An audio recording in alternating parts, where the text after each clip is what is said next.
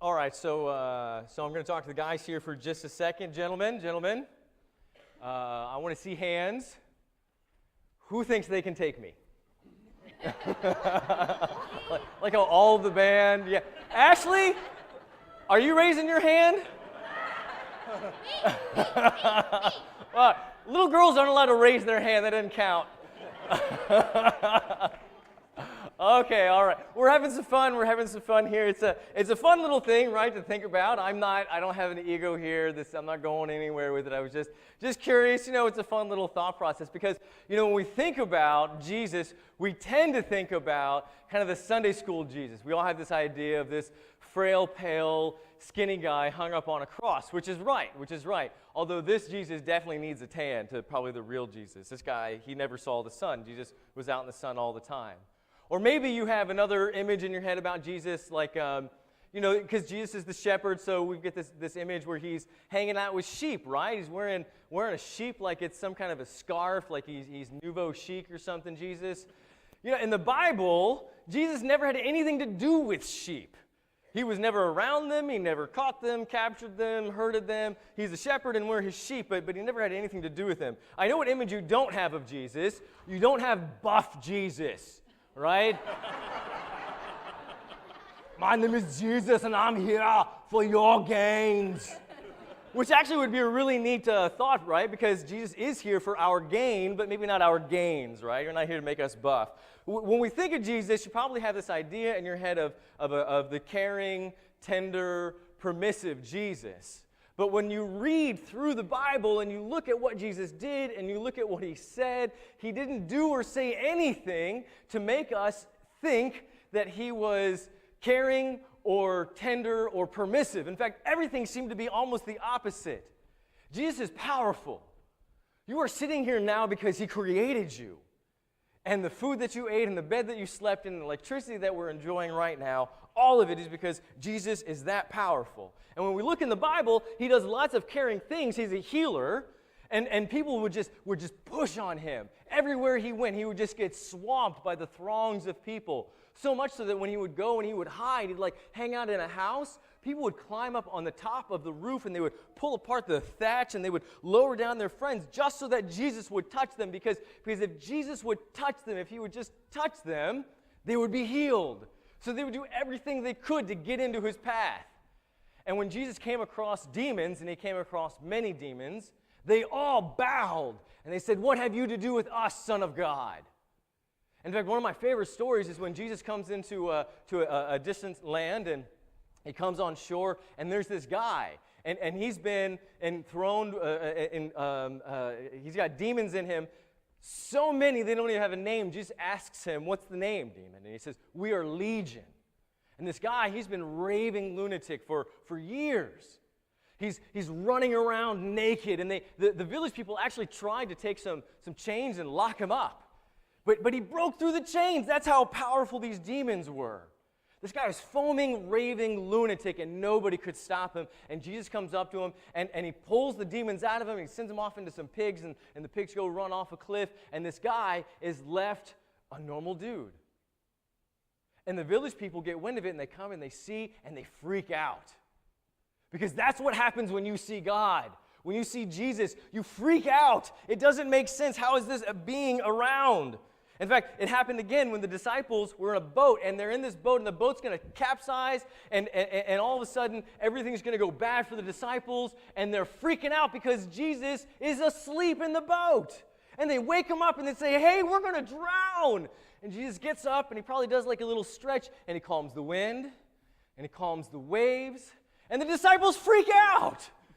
Because who can control the wind and the waves? Nobody but him. Boom, that's right. Jesus does this all the time. He had so many people following him that he had to stop and he had to teach, and people would follow him for days, and they just didn't care about their life or what they were going to eat or where they were going to sleep. But Jesus cared, and he said, look, he turned to his disciples and said, "I got 5,000 men plus women and children. I don't know what I'm going to do here. We need to feed these people. They've been following me forever." Now you have to think, if 5,000 men plus women and children have been following him around. This is a lot like a Grateful Dead concert. This is the mindset. Right? Less pot, more bare feet, probably about the same amount of BO. And he turns to his disciple and he says, you feed him.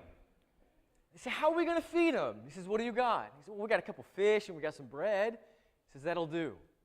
So they took the fish and they took the bread, and I know you know this story, and they put it in the baskets and they handed it out, and after they handed it to all the people that were there, they collected that was left over, and they had more at the end than when they started, and everybody got their fill. This is Jesus. This is how he acted every day. Just the rules did not apply to him. But the real power of Jesus wasn't in these miracles that he performed. He performed many, many, many miracles. It's what he said. Because what he said revealed a subtle power. What he said was an amazing stuff. First of all, he would say things like, I'm going to go into Jerusalem and I'm going to die. They're going to capture me and beat me. And when he said this for the first time, Peter, one of his disciples, a very close disciple of Jesus, grabbed him and said, Jesus, what are you talking about? No one's going to do that to you. You're the Messiah. I have seen some stuff, Jesus. Nobody could do that to you. And Jesus took Peter and he said, get behind me. He called him Satan. He said, look, you are either following Satan or you're following me. And he told Peter, he said, you can't do both. He said, get behind me because you're putting your mind on the wrong things. He tried to get this idea over to Peter that to follow Jesus meant to follow him entirely. And the most amazing thing is when Jesus started talking about what it is that would happen to Peter, it turns out that it's happening to us. And this is the most amazing stuff, is Jesus would relay things to us through his prophecies that only now, with science and psychology, are we able to see are actually true. He would tell Peter and he would tell anybody else who would listen to them, look, there's things that's going to happen in your life, and they're going to pull you away. One of the things that Jesus talked amazing amounts about is money. He said it's going to be easier for a camel, think about a camel, to go through the eye of a needle than it will for a rich person to enter into heaven. Now that doesn't seem right. It doesn't seem like it should be the case, right? If you have money, then you don't have to worry about food. You don't have to worry about where you're going to sleep. If you have problems, you can take care of those problems. But what Jesus was saying was the truth. He said, look, you're going to have, 20,000, little nest egg there. You're going to have 200,000. Maybe you'll have 2 million in your life savings, all nestled away. And naturally, you're going to want to do what? You're going to want to protect your investment. And Jesus said, look, if you go and you try to protect your investment, trying to protect your life savings, if you try to do that, you're going to lose your life. In fact, what he said is, if you want to follow me, you have to lose your life.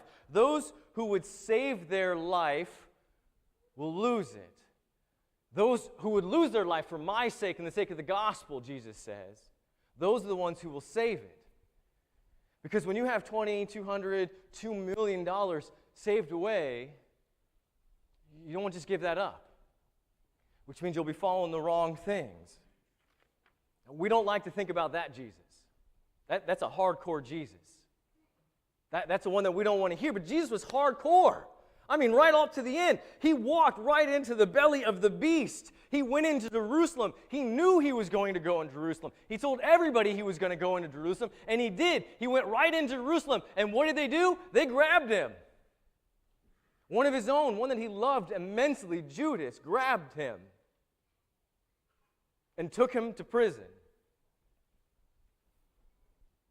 And they charged him with a crime. Now, he didn't commit these crimes, but they found a way to fudge the system so that they might be able to kill him. Now, when you're wrongly charged about something, doesn't that just make you mad? It happens in my house all the time. If you have kids, I know you can get with me. Right? Where'd the remote go? I don't know. I didn't misplace it. Yeah, you did. You had it last. No, I swear to God, I have 3 kids. They did anything with it. When Jesus was charged, get this, it was legal for them to kill him. Jesus was taken. He was beaten. He was stripped. And then they tortured him. They put the crown of thorns on him. They flogged him within an inch of his life. Then they marched him out in front of everybody, naked, and put him up on a cross to die a painful death. and it was legal. This was justice. This is what the state called right. And Jesus let him do it. Because he said, look, at some point he said, look, I can tell you, he's talking to us, I can tell you how much I love you. But you need to see it. So he died so that we could see it. He mounted that cross and he died so that we could see it. And then he said, you know what? I'm going to take with me all of the things that you should be taking. All of your wrongs, all of your selfishness, all of the punishments that you deserve and we deserve them are going to die with me, says Jesus on the cross. You should be tortured. You should be punished. You should be thrown into the fiery pit that never ends. But Jesus says, you know what? Done. Forget it. It's over. It's all going to come with me, and it's all going to die with me. And just so that you know that I am God, I'm going to come back from the dead. Because you think you have power, says God, but I have the power. I'm so powerful, says Jesus, not even death can stop me. And if death can't stop him, then what do our sins amount to? Nothing. We are cleaned. Jesus says, I am the beginning and the end, the Alpha and the Omega. Jesus says, I am the way, the only way. I am the truth, the only truth. And I am the life, the only life. I am the Christ. Christ is risen.